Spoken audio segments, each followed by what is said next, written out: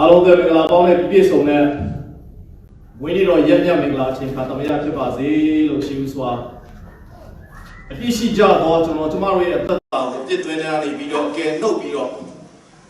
ကျမတို့ရဲ့ဘဝအသက်တာကိုတန်ရှင်းစင်ကြယ်ဖြူစင်စေပြီးဖယားရဲ့သားသမီးများဖြစ်ရသောအခွင့်တို့တိုင်အောင်ချီးမြှောက်ပြီးတော့အသက်တာလမ်းမှာလုံအင်လူတို့များလိုအပ်တဲ့အရာကောင်းကြီးမင်္ဂလာနဲ့ပြည့်စုံစေပြီးခါရတက်တာလာတို့ပို့ဆောင်နိုင်ဖို့အလုံးလာလောကတို့ကြွားဆင်းလာပြီးဖြစ်တော့ကဲတဲ့ပိုင်ရှင်ခင်ရှုဖြစ်တော်မြတ်တော်နာမတော်နဲ့ရှိစွာနှုတ်ခွန်းဆက်တာလိုပါတယ်ဒီနေ့ကျွန်တော်မြန်မာလိုဟောမှာဖြစ်ပါတယ်ဘာကြောင့်လဲဆိုတော့ခရစ်စမတ်အချိန်ခါမှာကြွားဆင်းလာတော့သခင်ခရစ်တော်ယေရှုသည်ကျွန်မလူသားအားလုံးအတွက်ကြွားဆင်းလာတော့ဖခင်ဖြစ်ပါတယ်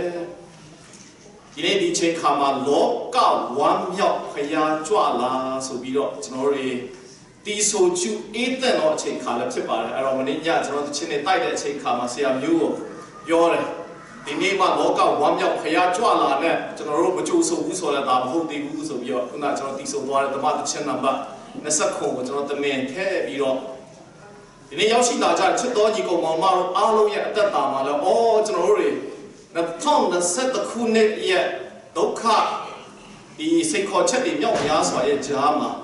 ခါတလီကျကျွန်တော်ရဲ့ဘဝအသက်တာထဲမှာဝမ်းမြောက်ခြင်းဆိုတဲ့ဖယားပေးထားပြီးဖြစ်တဲ့အရာတွေကိုကျွန်တော်မေ့လျော့ထားပြီးတော့လူသားတွေရဲ့အကြံစီပေါ်မှာပဲလူသားတွေရဲ့တတ်နိုင်မှုစွမ်းအားပေါ်မှာပဲခြေတည်ပြီးတော့ငါတော့မဖြစ်တော့ပါဘူးလေဆိုပြီးတော့စိတ်လျှော့လိုက်ပြီးတော့စိတ်သက်ကြနေတဲ့သူတွေလည်းမြောက်များစွာရှိတတ်ပါတယ်ချစ်တော်မိတ်ဆွေတို့ကျမတို့ရဲ့ဘဝအသက်တာထဲမှာဖယားကအဲ့လိုတိမ်ငယ်စိတ်တွေနဲ့အားငယ်စိတ်လေးတွေနဲ့အရှင်တတ်တဲ့လူသဘောအရာထဲမှာဝမ်းမြောက်ခြင်းဆိုတဲ့ကျွန်တော်လူသားတွေမကြံစီနိုင်တဲ့အရာပေါ့လေနော်ဒါလေးကိုဖြည့်ဆည်းပေးဖို့အတွက်တပါးတီတော်သားတော်သခင်ယေရှုခရစ်တော်ကိုလောကကိုဇီလွတ်တော်ချိန်ခါတမယဖြစ်တဲ့အတွက်ဒီနေ့ကျွန်တော်ရဲ့နှလုံးသားထဲမှာငါတက်ရောက်တဲ့ကမ္ဘာလောကကြီးထဲမှာတိမ်ငယ်စိတ်နဲ့ဘာကြောင့်များဆက်ပြီးရှောင်လာရမှာလဲအရာအလုံးကိုတတ်ဆွမ်းနိုင်တဲ့ဖယားကကျွန်တော်နဲ့အတူရှိဖို့အီမာနွေလဝတ်အမိခံပြီးတော့လောကကိုကြွဆင်းလာပြီပဲဆိုတဲ့အရာလေးတွေကိုကျွန်တော်တို့ဖန်အားတက်လောင်းပြီးတော့ခရစ်စမတ်ရဲ့အရှင်သခင်ယေရှုခရစ်တော်ကိုကျွန်တော်ကြိုဆိုပြီးတော့ကျွန်တော်ရဲ့ဘဝအသက်တာဒီလဲ2020နဲ့လာမယ့်နှစ်ပေါင်းမြောက်များစွာမှာဖခင်ရဲ့အလိုတော်အတိုင်းဝန်ခံတဲ့တက်တာနဲ့အတူဖခင်နဲ့အတူအောင်ခြင်းတက်တာကိုတည်ဆောက်ဖို့ရတဲ့ဒီနေ့ခွန်အားပေးဖို့အတွက်ကျွန်တော်တို့ရည်စံထားပါတယ်တရားဒေသနာရဲ့ခေါင်းစဉ်ကိုတော့ဖြင့်အကျွမ်းမဲ့ခံယူတဖို့ထားအပ်တော်ဂျေဇုတော်ကျင့်ဖို့ကကြောဝါခပ်လာမနုစတန်ဒီနိုင်ကျေးဇူးမနာကြုတ်တာရ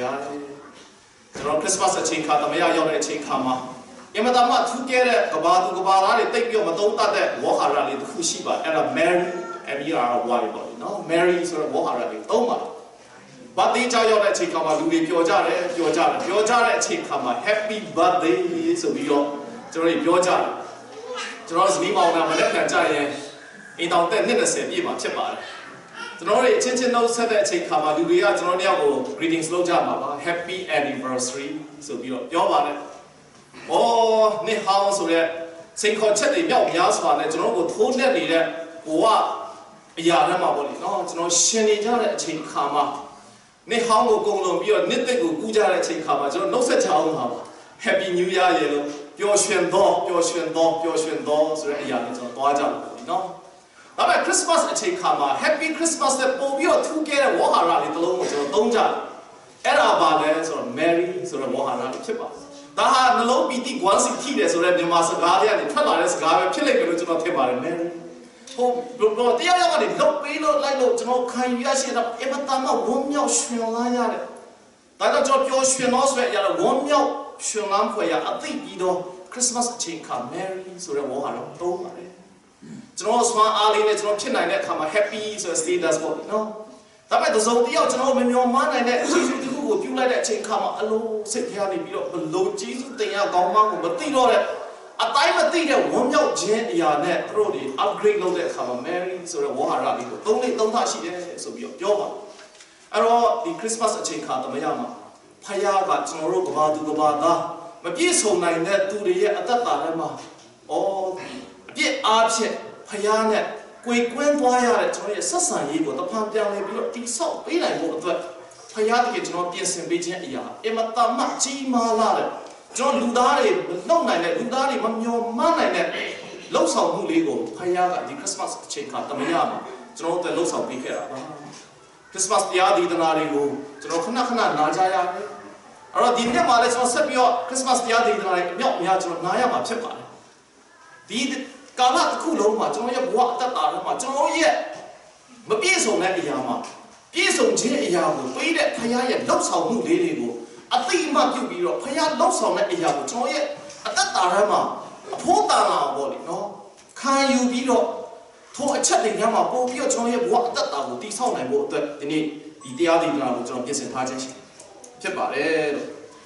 ရှင်ပေါလုကနေပြီးတော့သူတိတ်ချစ်တဲ့တားတယောက်ကိုချစ်တဲ့သူရဲ့မှုတော်ဆောင်ဖက်ပေါ့လေနော်မှုတော်လုပ်ငန်းထဲမှာပါဝင်ဆက်ကပ်နေတဲ့ငယ်ရွယ်သေးတဲ့မှုတော်ဆောင်ဖြစ်တဲ့တိမောသေကိုသူရဲ့ personal letter သူတိတ်ချစ်တဲ့အတွက်သူဘဝအသက်တာအကြောင်းကိုဝင်ပွင့်ကြီးဖွင့်ဟဝန်ခံပြီးတော့သူရဲ့အသက်တာထဲမှာလည်းအလိုတော်အတိုင်းပေါ့ဒီနော်သခင်ခရစ်တော်ရဲ့အမှုတော်လုပ်ငန်းထဲမှာလှုပ်ဆောင်နေတဲ့သူဖြစ်တဲ့အတွက်အလိုတော်ကိုဝန်ခံတတ်ပြီးတော့ဘုလိုတော်ကိုနာခံပြီးတော့ဘဝအသက်တာကိုတိဆောက်တတ်တော့သခင်ခရစ်တော်ရဲ့ငယ်သားကောင်းတစ်ယောက်ဖြစ်ဖို့အတွက်သူရဲ့တိုက်တွန်းချက်လေးထဲမှာ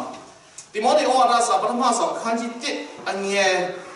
73လောက်ကနေကျွန်တော်ဖတ်လိုက်တဲ့အချိန်ခါမှာပါစနတိတ်ရင်းနှီးတဲ့သူဖြစ်တဲ့အတွက်သူရဲ့ဘဝအသက်တာထဲမှာဖြစ်ဘူးခဲ့တဲ့အရာကိုသူဝန်ခံပြီးတော့ဟောလေနော်။အော်ငါဘဝအသက်တာမှာလည်းတိမောသေငါတို့လိုဖြတ်တန်းခဲ့တာပါ။ကြီးမားလာတဲ့ဖခင်ရဲ့ကောင်းမြတ်ခြင်းထဲမှာငါတို့ရှင်ရတဲ့အကြောင်းအရာဖြစ်တဲ့အတွက်ဒီကြီးမြတ်လာတဲ့ဖခင်ရဲ့အမှုတော်လုပ်ငန်းထဲမှာမဆုံးမနစ်မဲနဲ့ဖခင်ရဲ့အလိုတော်တိုင်းကျွန်တော်ဘလို့ဆက်ပြီးတော့တက်ရှာမလဲဆိုရင်တိုက်တွန်းချက်လေးတစ်ခုအနေနဲ့သူတိုက်တွန်းထားတယ်လို့ကျွန်တော်ခံယူပါတယ်။ဒီနေ့ဒီမှာရောက်ရှိနေကြတဲ့ဒီကိုဘောင်မတွေအသက်တာထဲမှာလည်းရှင်ပေါလုရဲ့ဝန်ခံခြင်းအကြောင်းအရာတွေမှာကျွန်တော်ရဲ့ဘဝအသက်တာတွေလည်းဖခင်ပေးတဲ့ကောင်းချီးမင်္ဂလာကျေးဇူးတော်ဆိုတဲ့အရာကိုပြင်ဆင်ပြီးခံယူဖို့အတွက်တိုက်တွန်းခြင်းတဲ့အကြောင်းအရာပါငါသည်ကဲ့ရဲ့တော်သူငင်းဆဲတော်သူကြမ်းကြုတ်တော်သူဖြစ်ဘူးတော်လေသစ္စာရှိတော်သူဟုထိုသခင်သည်မှတ်ယူ၍ဓမ္မဆရာအရာ၌ခံထားတော်မူ၏ထိုသောငါပြုသောအခါယုံကြည်ခြင်းမရှိမသိဘဲပြုသောကြောင့်ဂယုဏကိုငါခံရပြီငါတို့သခင်ဖျား၏ကျေးဇူးတော်သည်လည်းယေရှုခရစ်၌ယုံကြည်ခြင်းချစ်ခြင်းနဲ့တကွတိုင်းထက်အလွန်ကျွယ်ဝပြီယေရှုခရစ်သည်အပြစ်ရှိသောသူတို့ကိုကယ်တင်ခြင်းငှာဤလောကသို့ကြွတော်မူသည်ဟူသောစကားသည်သစ္စာစကားဖြစ်၏အကျွမ်းမဲ့ခံယူအပ်သောစကားလည်းဖြစ်၏အပြစ်ရှိသောသူတို့တွင်ငါသည်အကြီးဆုံးဖြစ်၏သို့တော်လည်းထာဝရအသက်အလုံးငါယုံကြည်လက်သောသူတို့လိုက်လျှောက်เสียပုံသက်တည်ဖြစ်စေခြင်းငါအကြီးဆုံးသောအပြစ်ရှိသောငါ၌ယေရှုခရစ်သည်ခတ်သိမ်းသောခံလီတော်ကိုပြတော်မူပြီးအကြောင်းငါကိုတနာတော်မူပြီးဆိုပြီးတော့ရှင်ပေါလုကနေပြီးတော့သူ့ဘဝအသက်တာလေးကိုသူတပည့်တယောက်လိုသားတယောက်လိုချစ်တဲ့ရှင်ပေါလုရဲ့ရှေ့မှာဝန်ခံချစ်တော်မိတ်ဆွေတို့တစ်ခါတလေကြတယ်နော်ကျွန်တော်ဘာလောကမှာအသက်ရှင်တဲ့အချိန်ခါမှာလူတွေစ조사ကြတာကအပြစ်ကိုဖုံးကွယ်ခြင်းအရာမှာစ조사ကြတယ်ဟေးငါအပြစ်မရှိဘူးဆိုပြီးတော့ကြွေးကြော်တတ်တဲ့လူတွေမြောက်များစွာရှိပါတယ်ကျွန်တော်ကျမတို့ရဲ့ဘဝအသက်တာထဲမှာလဲထိုကဲ့သို့သောအခြေအနေမျိုးဘယ်လောက်ထိကျွန်တော်ဖြတ်သားခဲ့ပြီလဲကျွန်တော်ငယ်ငယ်တုန်းကမရအိမ်မှာနေတဲ့အချိန်ခါမှာအမအိမ်မှာရှိတဲ့သားတယောက်ဟောလေအဲ့ချိန်မှာတော်တော်လေးငယ်ပါသေးတယ်အသက်9နှစ်6နှစ်ဝန်းကျင်လောက်ပဲရှိအောင်မယ်နဲ့သူပါတယ်အဲ့တော့ကျွန်တော်အိမ်မှာဆက်ချုပ်ဆက်လေးတစ်ခုရှိဆက်ချုပ်ဆက်လေးတစ်ခုရှိတော့အဲ့ဒါကိုသူကသွားပြီးတော့လက်ဆော့ကစားရင်းနဲ့ဘလို့လုပ်ပြီးတော့အကြည့်အကျိုးဝါလာမသိဘူးဖြစ်ချင်တော့အဲ့မှာကျွန်တော်အချုပ်ဆက်လေးရှိရနေရမှာပေါ့လေနော်တခုခုထည့်ထားမိတဲ့အချိန်မှာဒါသွားပြီးတော့ဆော့မိတဲ့အချိန်ခါမှာအကြည့်အကျိုးဝါလာသားတယောက်နေတဲ့သူကြောက်တာပေါ့လေနော်အမေများဆူလေမလားအဖေများရိုက်လေမလားဆိုတော့အသွေးနဲ့ပေါ့လေခဏနေကျတော့အမေဝင်လာပါပြီအဲ့ခါနဲ့ဝင်လာတဲ့အချိန်မှာအချုပ်ဆက်ကြီးကသူကစားနေတာတွေ့တယ်အချုပ်ဆက်ကြီးလည်းကျိုးနေတာတွေ့ဟောအကြီးကလည်းကျိုးနေတာတွေ့တဲ့အချိန်မှာအမေတော့ဘာမှမပြောရသေးဘူးသူဘာပြောလဲဆိုတော့အမေ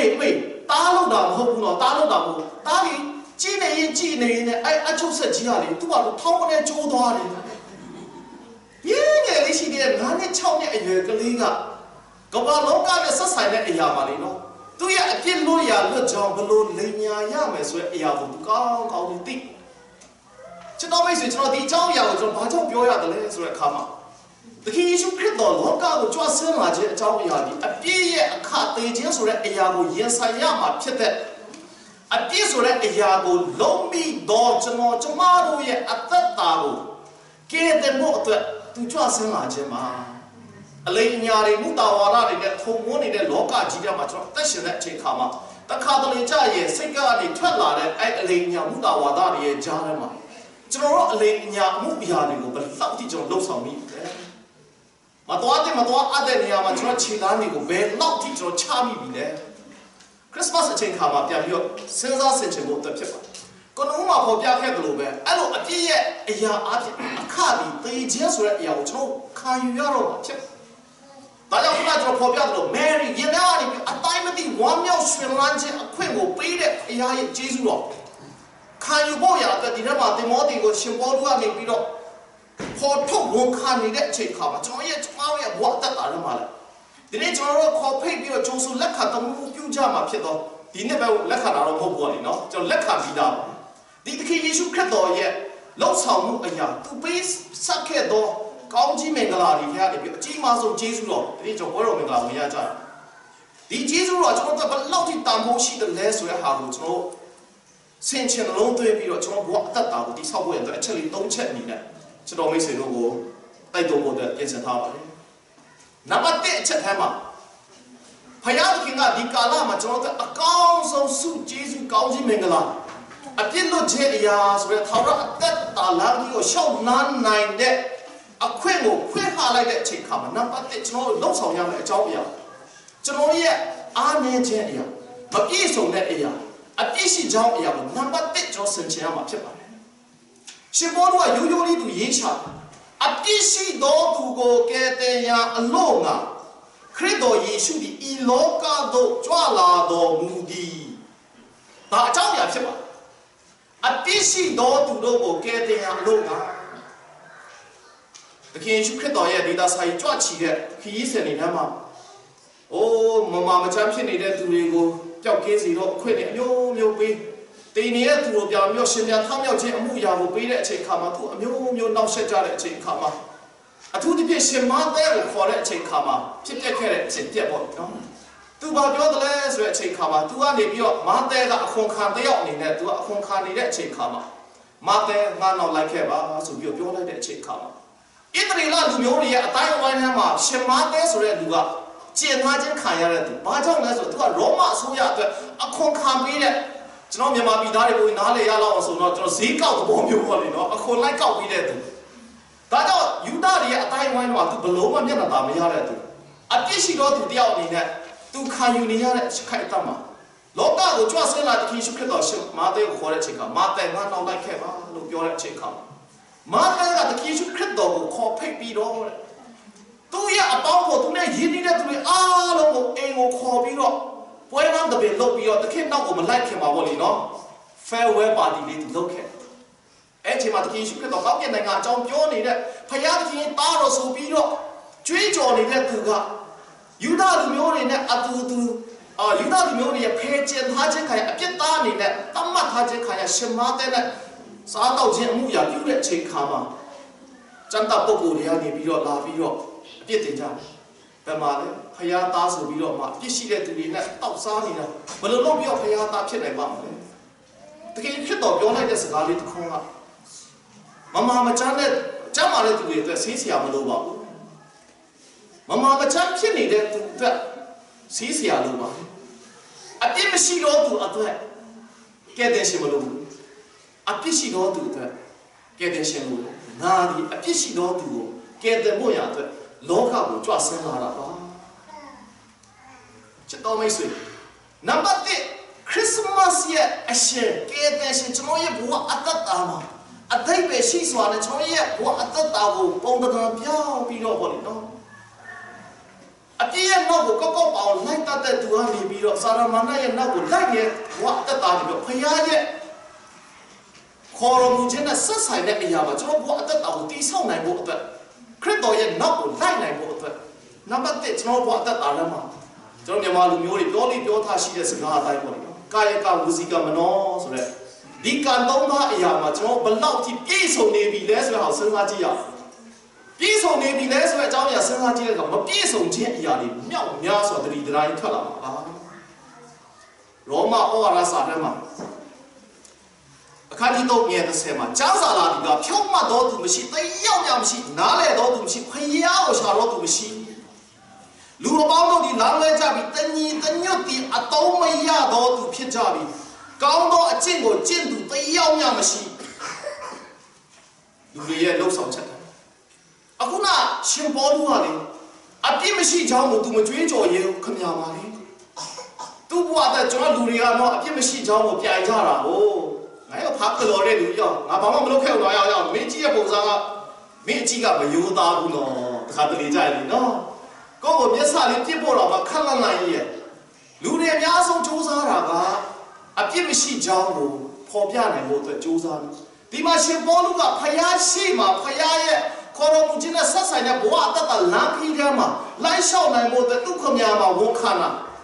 ဘာပြောတယ်လဲဆိုအပြစ်ရှိတော်သူတို့၌ငါသည်အကြီးဆုံးသောအပြစ်ရှိတော်သူဖြစ်၏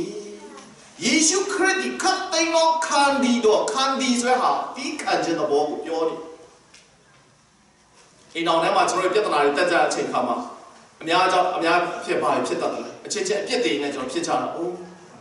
သူလည်းမမအောင်ငါလည်းမမအောင်ကြားမှာတော့ပြဿနာတော့ဖြစ်နေတာပဲဒါပေမဲ့ကျွန်တော်ရဲ့အိမ်ထောင်မှာပေါ့လေနော်ဒီနေ့မရဆက်ဆံရေးကြမှာ Honey baby I'm so sorry I won't do it again that was my mistake I am sorry ဆိုတဲ့စကားလေးတစ်ခုကဘယ်လောက်ထိအရေးကြီးရဲဆိုတော့ကျွန်တော်ဒီနေ့ပြန်ပြောစဉ်းစားတဲ့ဒီနေ့မှာရှင်ဘောကပြောတဲ့အကြောင်းအရာတွေမှာသူ့ဘဝအတ္တတာတွေမှာသူဘရောမှအပြစ်ကင်းတဲ့ရေလို့သူမကြွေးကြုံငါဘဝထဲမှာအပြစ်သားတယောက်ပါအဲ့ဒါမှတော့အပြစ်ရှိတော့သူနိုင်ငါဒီအကြီးဆုံးဖြစ်တယ်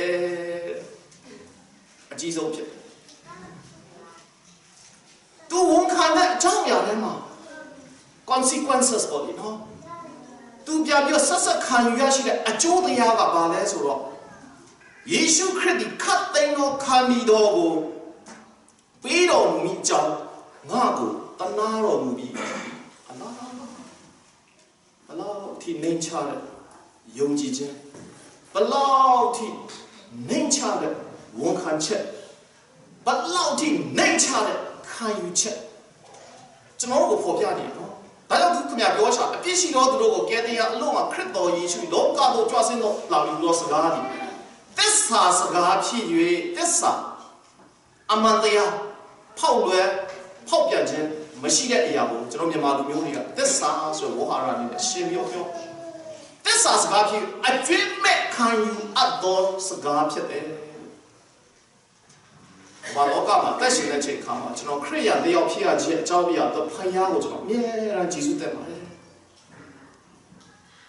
အခုနရှင်ပေါလုပြောနေအပြစ်ကိုဝန်ခံခြင်းအရာမှာခရစ်တော်ပေးတဲ့ခံဒီတော်တနာခြင်းဂရုဏာတရားခံယူလိုက်တာနဲ့ဝန်ခံလိုက်တာနဲ့ကျွန်တော်ရဲ့ဘဝအတ္တတာ for eternity ကျွန်တော်နှစ်ပေါင်း30တော့ပဲကျွန်တော်ပြောနေတာမဟုတ်ပါဘူးထာဝရအသက်အတွက်ကျွန်တော်ဒီလုံးဝစိတ်ချမှုဖြစ်သွားတာမောဆာအောင်ဘယ်လိုလုပ်နိုင်မှာတော့ကျွန်တော်ကအမတမ limited ဖြစ်တဲ့စွမ်းဆောင်ရည်နဲ့ကျွန်တော်လောကမှာတက်ရှင်ရတာပါကိုဟာနဲ့ကိုတော့မနေယုံနေရဟာယူယုံနေနှစ်လေဘဝအတ္တတာထဲမှာဖယားကကျွန်တော်ကိုပြုတဲ့ကောင်းခြင်းမင်္ဂလာကဲတဲ့ခြင်းဆိုတဲ့ခုနရှင်ပေါပြောချတဲ့အရာလေးကကျွန်တော်ဘဝအတ္တတာမှာလည်းပြည့်စုံနိုင်ပါလေချစ်တော်မိတ်ဆွေဒါကြောင့်ကျွန်တော်ဒီဂျေဇုတော်နဲ့ပတ်သက်တဲ့အရာကိုခံယူဖို့အတွက်နံပါတ်1လုံဆောင်ရမယ့်အချက်ထဲမှာကျွန်တော်ရဲ့အားနည်းခြင်းမပြည့်စုံတဲ့အရာကိုဖယားရှိမှဖွင့်ဟဝန်ခံပြီးတော့ဖယားနဲ့ဝေးကွာနေတဲ့ကျွန်တော်ရဲ့ဆက်ဆံရေးတွေကိုပြန်လည်ပြီးတော့ခိုင်မြဲစေဖို့အတွက်စွမ်းဆောင်ကြဖို့အတွက်နံပါတ်1အနေနဲ့တိုက်တွန်းလိုပါတယ်နံပါတ်2နဲ့ချက်ထဲမှာအခုနမပြည့်စုံတဲ့အရာတွေမှာကျွန်တော်ပြောခဲ့တယ်လို့ပဲကျွန်တော်ကမကယ်နိုင်တော့တဲ့အရာပဲဒါမဲ့ဖယားနှုတ်ဆောင်ခြင်းအရာကိုငါခံယူတာပါဆိုပြီးတော့ရှင်ပေါလုရဲ့ဝန်ခံချက်ထဲမှာဒီအကြောင်းအရာလေးကိုယုံကြည်စွာနဲ့ကျွန်တော်ဝါကွက်အနန္တတဲ့အတ္တတာကိုတိဆောက်ဖို့အတွက်တိုက်တွန်းခြင်းပါတယ်ရှင်ပေါလုပြောတဲ့အချက်ထဲမှာသစိတ်တစ်ပိုင်းယုံကြည်အပ်သောစကားဆိုပြီးတော့မပြောသားရှာဘူးအကျွင်းမဲ့ကျွန်တော်တင်ချတဲ့အချိန်ခါမှာပေါင်းတော့မြောက်စားတွေကျွန်တော်တင်ခဲ့တဲ့အချိန်တုန်းက ခက်ခဲမှုတွေပေါင်းပြောင်းများစွာနဲ့ပေါ့လေနော်အကျွင်းဆိုတဲ့အရာကိုကျွန်တော်ရေးတဲ့ဟိုမှာတစ်ဖြစ်မလားနှစ်ဖြစ်မလားတုံညဖြစ်တဲ့အချိန်မှာအခုကိုယ်တော်ကတိတ်တော်တယ်လို့ပဲခံရတာနော်ခံယူခြင်းတယ်လို့ပဲဒီနေ့မှာရှင်ဘောလို့ပြောတဲ့စကားကအကျွင်းမဲ့ခံယူ believe ကျွန်တော်ရဲ့ယုံကြည်ခြင်းကိုဘယ်လိုဆက်ပြောတည်ဆောက်ပါလဲ psychologist တွေရဲ့ဝါဟာရမှာ mood swing ဖြစ်တယ်ဆိုတဲ့စကားရှိပါတယ်။အိုးစိတ်နေသဘောထားတွေကနေလိုက်ကြလိုက်မြင်လိုက်ပေါ့လေနော်။ပျော်ရွှင်နေတဲ့သူနဲ့ပေါင်းရင်ပျော်လိုက်တာမှတရားလွန်အောင်ပျော်လာပဲ။ဝမ်းနေနေတဲ့သူနဲ့တွေ့ပြန်လာအိုးငိုယူလိုက်တာမှယူကြုံမရပဲ။ပြောချင်တာ scary မဖြစ်တဲ့ life ။ခါကြယုံကြည်ခြင်းမှလည်းအဲ့လိုပဲချစ်တော်မိတ်ဆွေတို့ကောင်းကြီးမင်္ဂလာလေးတွေများခံရရှိစပြုတဲ့အချိန်ခါမှာဖခင်ကြီးတို့ချီးမွမ်းလိုက်တာအဲ့ကောင်းကြီးမင်္ဂလာမှာနည်းနည်းလေးအတိရှိလာတဲ့အခါမှာကျွန်တော်ခါကြကောင်းကြီးမင်္ဂလာဆိုကျွန်တော်မီးလျော့လာတာဒီတဲ့ပို့ပြီးကိုများလှုပ်ဆောင်လို့ရတယ်ဆိုတဲ့အရာများခင်လာသလားရင်မသိဘူးကျွန်တော်ဘဝအသက်တာထဲမှာ consistent ဖြစ်တဲ့ယုံကြည်ခြင်းပေါ့လေ။အော်ဒီနေ့မှာတော့စူးစမ်းလိုက်တာနောက်နေ့ကျရင်တယောက်ကနေပြီးတော့ဟိုကပြောလိုက်လို့ဒီကပြောလိုက်လို့ဆိုတဲ့အရာမှာကျွန်တော်တို့စိတ်ထဲကနေပြီး snow snow ဖြစ်သွားလို့လာချင်တော့အော်ဒုက္ခပဲကျွန်တော်ရဲ့ဘဝအသက်တာထဲမှာဒီမှာ believe ယုံကြည်ခြင်းဆိုတဲ့အရာကိုဒီဆောက်တော့အကျွင်းမဲ့ဘလို့အခြေအနေမှာပဲဖြစ်ဖြစ်ယုံကြည်ခြင်းအရာကိုဒီဆောက်တော့အကြောင်းမူကားထိုသားတော်ကိုယုံကြည်တော်သူပေါင်းလို့ဒီယုံကြည်တော်သူဆိုတဲ့အရာရှင်ယောဟန်ကကဘာကျော်ချချက်ဖြစ်တဲ့ဒီဖျားရဲ့သားတော်ကိုယုံကြည်တော်သူပေါင်းလို့ပြည့်စည်ခြင်းတို့မရောက်သာရအသက်ကိုရစေခြင်းကဆိုတဲ့ကဘာကျော်ချချက်ကြီးကိုမရေးခင်မှာ၃ချိန်ဒီပြောရှာအကြောင်းမူကားသားတော်ကိုယုံကြည်တော်သူအပေါင်းတို့ဒီပျက်စီးခြင်းတို့မရောက်ထာဝရအသက်ကိုရမည်အကြောင်းတည်းကျွန်တော်သိကြိုက်တဲ့ကြမ်းချက်လေးပါကမ္ဘာလောကရဲ့စုံစမ်းနှောက်ယှက်ခြင်းတွေကြားမှာခါကြကျွန်တော်ကောက်ပါအောင်လိုက်ခြင်းတဲ့အခြေအနေမျိုးတွေအချိန်ခါတွေမြောက်များစွာကြုံဆုံရပါတယ်ဒါပေမဲ့ယုံကြည်ခြင်းအရာမှာအော်ဒါကတော့ဖြစ်ဖယားနဲ့ကိုက်ရဲ့လားမကိုက်ရဲ့လားအားကိုချိန်ထိုးကြည့်လိုက်တဲ့အချိန်ခါမှာဘဝအသက်တာမှာအနည်းဆက်ဆုံးဖယားနဲ့ကိုက်နေတဲ့အရာကိုရွေးချယ်မိတဲ့အတွက်ပျက်စီးခြင်းဆိုတဲ့အရာမှာဟိုစိတ်ခန္ဓာပဲပျက်စီးတာဟုတ်ပေါ့လေနော်နာမည်ပါပြည့်ရမယ်အမျိုးပေါ့လေနော်အမျိုးပေါ့အဲ့လိုကနေပြောကျွန်တော်ထိနိုင်ဖျားကြီးသားတော်ကိုယုံကြည်တော်သူပေါင်းလို့ပျက်စီးခြင်းတို့မြောက်ထာဝရအသက်ကိုရစေခြင်းကဖျားကြီးမိမိတပါးပြီးတော့သားတော်ဒုတိယရဲ့ယုံကြည်ပျက်စီးပထမယုံကြည်ခြင်းပျက်စီးခြင်းတို့မြောက်ဒုတိယယုံကြည်ခြင်းထာဝရအသက်ကိုရသားတော်ကိုယုံကြည်တော်သူဒီအပြစ်စီရင်ခြင်းကိုမခံရအငယ်18မှာပြန်ပြောရေးချာWe all know one day we are going to stand in front of the Lord. ဖယားရဲ့ရှေ့မှာတနေ့တော့အချိန်ခါမှာလူတိုင်းက What did you do? ကျွန်တော်မေးခံရမှာပါလောက4-5နှစ်တုန်းကကျွန်တော် claim ဖြူအကြောင်းလေးကိုတရားဒေသနာပြောဖြစ်ပါတယ်လူတိုင်းကသခင်ယေရှုခရစ်တော်ရဲ့ရှေ့မှာ the supreme judge ပေါ်တယ်နော်မောဆောင်အောင်ငါမင်းကိုလောကမှာအသက်ရှင်တဲ့အချိန်ခါမှာအဲ့လိုအချိန်ပိုင်းချအဲ့လိုဘဝအခြေအနေအဲ့လိုစွမ်းမကားလေးတွေနဲ့အသိပညာလေးတွေနဲ့ငါမင်းကိုပေးထားပြီးသားပါမင်းပါလေလှုပ်ဆောင်ခဲ့ပြီးပြီလေဖယားကျွန်တော်မျိုးကတော့မစွမ်းဆောင်ခဲ့နိုင်ခဲ့ပါဘူးဒါပေမဲ့ဖယားရဲ့မဆာခြင်းအကြောင်းအရာနဲ့မှကျွန်တော်ဒီအရာလေးတွေကိုတော့ဖြစ်ယုံကြည်ခြင်းနဲ့အတူလှုပ်ဆောင်ခဲ့တာပါဒီနေ့မှာရှင်ပေါလုရေးချတာက someday one day ယုံကြည်ခြင်းကြောင့်လောကမှာအသက်ရှင်တဲ့အချိန်ခါမှာကျွန်တော်ပျက်စီးခြင်းတော့မရောက်ဘူးယုံကြည်ခြင်းတော့ကျွန်တော်ထာဝရအသက်ကိုရမယ်ယုံကြည်ခြင်းတော့ on that day we will not be judged အပြစ်စီရင်ခြင်းမခံရဘာလို့ထိကောင်းလဲချက်တော်မိတ်ဆွေတို့ကျွန်တော်ရဲ့ဘဝအသက်တာရဲ့ယုံကြည်ခြင်းတွေကိုတဖန်ပြန်လဲပြီးတော့ဆန်းစစ်ဖို့အတွက်ဒီခရစ်စမတ်အချိန်ခါတမရတိတ်ပြီးတော့ကောင်းတဲ့အခြေအနေလေးတစ်ခုကိုအင်မတန်မှအေးချမ်းတဲ့လာရည်ထဲမှာပေါ့လေနော်အိမ်မှာစွပ်ပြုတ်လေးလှုပ်ထားပြီးတော့လင်းနဲ့မရအိမ်သူအိမ်သားတွေသူကထားပြီးတော့ let's evaluate တဖန်ပြန်ပြီးတော့သုံးသပ်ကြည့်အောင်ဟေးငါတို့ဒီ2021တနှစ်တာလို့ပျော်ရွှင်ခြင်းတွေဝမ်းနည်းခြင်းအရာတွေအမျိုးမျိုးပေါ့လေနော်ဖြစ်ခဲ့တဲ့အရာတွေအလွယ်တကူနဲ့ဘဝအသက်တာခံရရရှိကောင်းခြင်းမင်္ဂလာတွေရည်သွက်ပြီးတော့ how can we proceed ဆက်ပြီးတော့2022ဘဝအသက်တာကျွန်တော်ဘယ်လိုဆက်ပြီးတော့တည်ဆောက်ကြမှာလဲချစ်တော်မိတ်ဆွေတို့အားလုံးယုံကြည်ခြင်းဆိုတဲ့အရာလေးတွေကိုကျွန်တော်ခံရရှိပြီးသားပါဒါပေမဲ့အများအား refresh ပေါ့လေနော်ကွန်ပျူတာဆိုတဲ့အရာတော့မှ3ရင်းနဲ့ refresh မလုပ်တဲ့အခါမှာကွန်ပျူတာသုံးတဲ့လူတိုင်းသိတယ် hang လာတတ်တယ်နှီးလာတတ်တယ် ဒါပေမဲ့ refresh ဆိုတဲ့အရာလေးတွေကိုကျွန်တော်လုပ်လိုက်တဲ့အချိန်ခါမှာအားလုံးကိုမရှိတဲ့အရာကို RAM ဆိုတဲ့ short memory ထဲမှာ save ထားတဲ့အရာလေးတွေသူ့ဟာလို့ပြန်ပြီးပြက်ပြဲသွားတဲ့အတွက်ကွန်ပျူတာရဲ့လုံဆောင်မှုတွေပြန်ပြီးမြန်လာတယ်လို့ပေါ့လေနော်ကျွန်တော်ဘဝအသက်တာထဲမှာလည်းယုံကြည်ကြောင်းဆရာလည်းကျွန်တော်နှစ်ပေါင်း340ကျွန်တော်ယုံကြည်ခဲ့ပြီးပြီပဲ no you have to refresh ငါတို့ရဲ့ယုံကြည်ခြင်းကဧကအမှန်တည်ကြည်သောယုံကြည်ခြင်းဖခင်ကိုတာလည်းအကျွမ်းမဲ့ယုံကြည်ခြင်းဖြစ်ရလားဒါလေးတွေကိုကျွန်တော်ဆက်လက်ပြီးတော့စဉ်းစားဆင်ခြင်ရင်းနဲ့နံပါတ်3အချက်ထားမှာကျွန်တော်ရဲ့ဘဝအသက်တာထဲမှာတာ၍ကြီးတော့စက္ကလုံဆောင်မှုအရာ၌အသက်တော်မှာပါဝင်လုံဆောင်ခြင်းအရာတိုင်းတာမကဘဲနဲ့ဘုရားကိုဘုရားရဲ့ဘုံကိုထင်ရှားစေနိုင်တဲ့အမှုအရာတွေမှာကျွန်တော်တို့ဘလို့ပါဝင်ရမလဲဆက်လက်ပြီးတော့စဉ်းစားဖို့အတွက်နံပါတ်3ချက်ကိုတင်ပြပေးပါမယ်လောကသားတို့၏ဘယင်ဒီကိုတော့ဖောက်ပြန်ပျက်စီးခြင်းနဲ့ကင်းလွတ်တော်မူထသောမြတ်မြင်မရအာယူပါဖြစ်တော်မူသောတဆူပြီးတော့ဘုရားသခင်ကဘာအဆက်ဆက်ဂုံအသေးဘုံအာနုဘော်တော်ရှိတော်မူစေတည်းရှင်ဘောလူကသူ့ရဲ့အားနည်းခြင်းအရာလေးတွေကိုဖခင်ကဘလို့လှုပ်ဆောင်ပြီးတော့ဖြေဖြောက်ပေးခဲ့တယ်လဲဆိုရင်ဝန်ခံခြင်းရဲ့နောက်ဆုံးထဲမှာတိမောသေကိုရေးတဲ့အကြောင်းအရာထဲမှာတိမောသေဟောတာဆိုပထမဆုံးအခန်းကြီး1အငယ်19ထဲမှာရေးချတဲ့အကြောင်းအရာထဲမှာခုနကကျွန်တော်ပေါ်ပြတဲ့အကြောင်းအရာလူစုတီတော့ဖခင်ကဘာလူစုတီတော့ဖခင်ကဘာအဆက်ဆက်ဂုံအတီးဘုံအာနုဘော်တော်ရှိတော်မူစီတည်းဆိုတဲ့အရာနဲ့သူ့ရဲ့ wish ပေါ်လေနော်အဲ့ဒါလေးကိုသူတောင်းလျှောက်ထားရှာအဲ့လိုလုံးဆောင်ဖို့တဲ့ရှင်ပေါလုရဲ့ဘဝအတ္တတာလေးကဒီကြတော့ may God bless you နော်ဆိုပြီးတော့ဒီတိုင်းပြထားတာမျိုးစတောင်းချက်မဟုတ်ဘူးဗျသူ့ဘဝအတ္တတာဒီတရားဒီသနာလေးကိုကျွန်တော်ပြန်ပြီးပြင်ဆင်ရင်းနဲ့ရှင်ပေါလုရဲ့ life of Paul ဆိုတဲ့အရာလေးတွေကိုကျွန်တော်ပြန်ပြီးသူ့ဆွကြည့်လိုက်တဲ့အချိန်ခါမှာရှင်ပေါလုကတာရှုဆိုတဲ့မြို့ငယ်လေးလူကြီးရဲ့တသိန်းကျော်လောက်ရှိတဲ့မြို့ထဲမှာသူကြီးပြင်းလာတယ်မိဘတွေလည်းပတ်စံနဲ့ပပတတ်နိုင်တဲ့မိသားစုကနေပေါက်ဖွာလာလိမ့်မယ်လို့ထင်ရတယ်။ဘာကြောင့်လဲဆိုတော့သူ့ကိုတာရှုမြို့ကနေပြီးယေရုရှလင်မြို့မှာရှိတဲ့အကောင်းဆုံးသောထုံခေတ်ထိုအခါကဆရာတစ်ပါးဖြစ်တဲ့ဂမ်လီဆိုတဲ့နေရာကိုပို့ပြီးတော့သူ့15နှစ်သားလောက်မှာသူ့ကိုပို့နိုင်တဲ့ဆိုတဲ့အခြေအနေထဲမှာမိသားစုကတော်တော်လေးဘယ်လိုပြောမလဲတားချမ်းသာရေးမဟုတ်တော့မှနည်းနည်းလေးသုံးနိုင်တဲ့မိသားစုတစ်ခုတည်းကနေပေါက်ဖွာလာတယ်ဆိုပြီးတော့ပြောကြ။နောက်တစ်ချက်ထဲမှာသူဟာယုံကြည်ခြင်းအရာမှာသူဖခင်တယောက်ကလည်းအမတမယုံကြည်ခြင်းကြီးမားတဲ့ပါရီရှဲတယောက်အနေနဲ့အသက်ရှင်ခဲ့တာ။ဒါကြောင့်ဂမ်လီစီမှာသူပညာသင်ပြီးတော့အသက်25နှစ်လောက်ကနေစပြီးတော့ he was the member of the Pharisee ။ပါရီရှဲမျိုးဆိုတဲ့ကျမ်းစာထဲမှာပါတဲ့အရာကိုဂဂနာနာတိတိကျကျလိုက်ရှောက်နိုင်ဖို့အတွက်ကြိုးပမ်းတော့ဖွဲ့စီပါရီရှဲဆို။အဲ့ဒီမှာသူပါခဲ့။ဒါပေမဲ့အသက်30လောက်ရောက်တဲ့အချိန်ခါမှာကျွန်တော်အားလုံးသိကြတဲ့အတိုင်းပဲ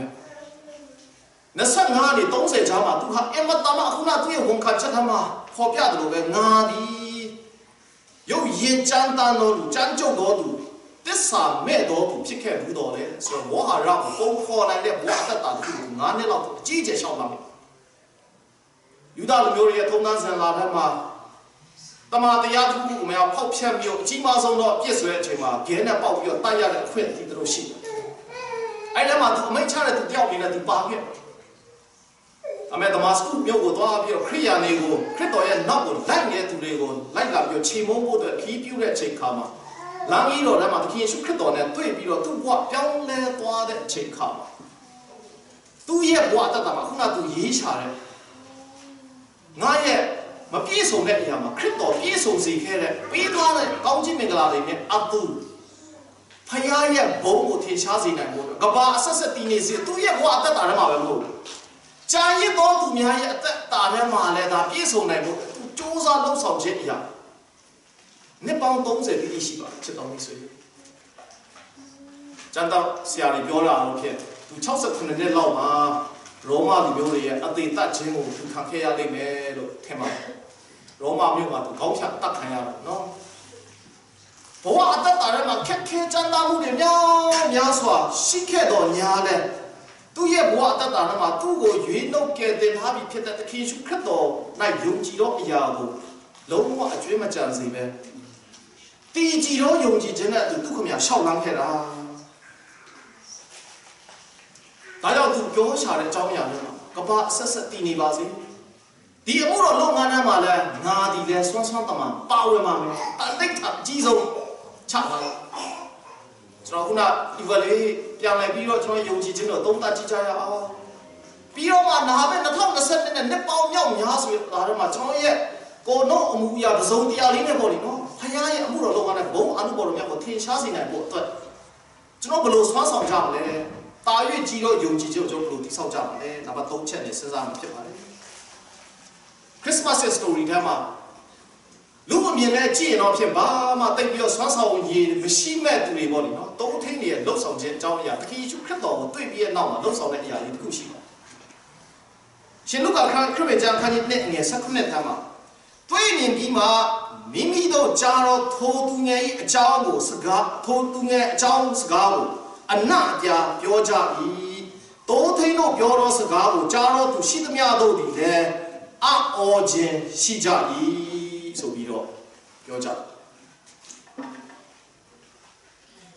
ကျွန်တော်လူသားအနေနဲ့ကြီးလိုက်မယ်ဆိုတော့တိုးထိန်နေရဘာမှပြောပလောက်တဲ့သူတွေအင်မတန်မှဂုဏ်သိက္ခာဩဇာကြီးမားတဲ့သူတွေတော့မဟုတ်ပါဘူးတိမ်ငယ်စွာနဲ့သူတို့ဘဝအတ္တတိဆောက်နေတဲ့အချိန်ခါမှာကောင်းကင်တမန်တွေကနေပြီးတော့တင်တို့တွားပြီးဘက်လက်မျိုးကိုတွားကြပါယနေ့တွင်ဒါဝိဒ်မျိုး၌ကဲတဲ့တော်အရှင်ဒီတင်တို့ဖို့အလို့မှာဖွားမြင်ခြင်းကိုခံတော်မူပြီးဆိုတဲ့ message ဒီအလေးကိုရလိုက်တဲ့အချိန်ခါမှာသူတို့ရဲ့လုံမဆောင်တာလေးတွေကိုခဏထားပြီးတော့ဘက်လက်မျိုးကိုအတော့နင်းပြီးတော့သူတို့တွေတွားကြတယ်သွားတဲ့အချိန်ခါမှာကောင်းကင်တမန်ပြောကြားတယ်လို့ပဲ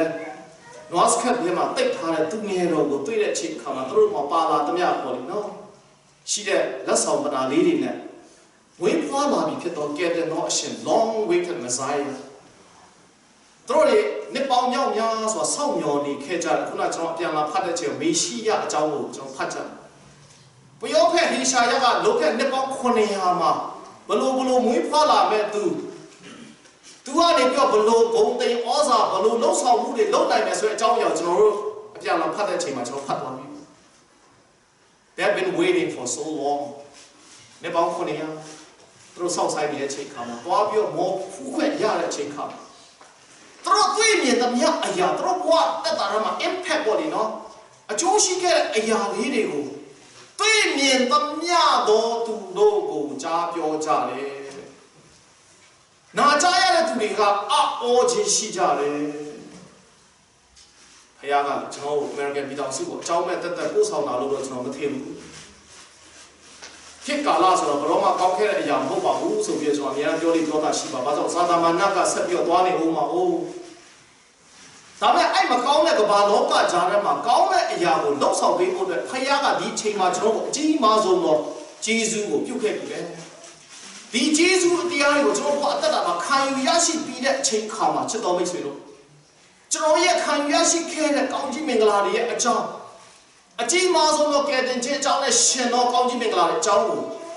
အနာပတ်ဝန်းကျင်မှာရှိတဲ့သူတွေအတွက်စကားလေးတစ်ခုနဲ့တော့ကောင်းလှုပ်ဆောင်မှုတစ်စုံတရာလေးနဲ့တော့ကောင်းတက်တဲ့ထူနိုင်ဖို့အတွက်ကျွန်တော်ရဲ့ဘဝအသက်တာကိုတည်ကြည်သောယုံကြည်ခြင်းနဲ့စိတ်ပိုင်းဖြတ်မှုကိုကျွန်တော်မလုပ်ဆောင်သင့်ဘူးလားချစ်တော်မိတ်ဆွေတို့ခရစ်စမတ်အချိန်ကအချိန်ပြန်လည်ပြီးတော့ရောက်ရှိလာပြီဖြစ်ပါတယ်။နေ့စဉ်နဲ့ညကျွန်တော်ခံယူနေတဲ့ခရစ်စမတ်ကောင်းကြီးမင်္ဂလာကျွန်တော်ရဲ့ဘဝအသက်တာကိုတာ၍တစ်နေ့ထက်တစ်နေ့ပို့ပြီးတော့ကောင်းမြတ်ခြင်းဆိုရယ်ဖခင်အလိုလိုရှိတဲ့အသက်တာကိုတည်ဆောက်ဖို့အတွက်ကျွန်တော်တို့တွန်းအားပေးနေခြင်းဖြစ်ပါတယ်။ဒါကြောင့်ဒီနေ့ခရစ်စမတ်အချိန်ကတပည့်တော်ကျွန်တော်ရောက်ရှိလာပြီဖြစ်တဲ့အားလျော်စွာခရစ်စမတ်အချိန်ခါမှာသခင်ဖခင်ပြင်ဆင်ပေးတော်အကြီးမားဆုံးသောကောင်းကြီးမင်္ဂလာဆိုတဲ့ကယ်တင်ခြင်းဆုကျေးဇူးကိုလက်ခံရရှိပြီးအားလျော်စွာထို့ကျေးဇူးတော်ကိုလည်းကျွန်တော်ရဲ့ဘဝအသက်တာထဲမှာအတိတ်ပဲရှိစွာနဲ့ခံယူပြီးတော့တန်ဖိုးထားတတ်တော်သူအနေနဲ့ဖခင်ရဲ့ဘုံကိုထင်ရှားစေတဲ့နောက်တစ်ဖြစ်စေဖို့လုပ်ပါလဲကျွန်တော်ရဲ့ဘဝအသက်တာကိုကယ်တင်တော်အရှင်ရဲ့အသက်တာလမ်းကြီးထဲမှာကျွန်တော်ဆက်လက်ပြီးတော့ရှောက်လန်းစေခြင်းအားဖြင့်ဖခင်ရဲ့ဘုံကိုတာထင်ရှားစေနိုင်တော်ငယ်သားကောင်းများဖြစ်စေဖို့လုပ်ပါလဲဆက်လက်ပြီးဆွမ်းဆောင်ကြပါစို့လို့တိုက်တွန်းရင်းနဲ့ဒီကုန်းချုပ်ပါတယ်။ရောက်စီတိုင်းကိုဝင်ပါလာဖြစ်တော့ကဲတဲ့ပိုင်ရှင်ကိစ္စဖြစ်တော့ကောင်းမြတ်ခြင်းနဲ့သူဖခင်ဒီဆက်လက်ပို့ဆောင်ပါစေတော့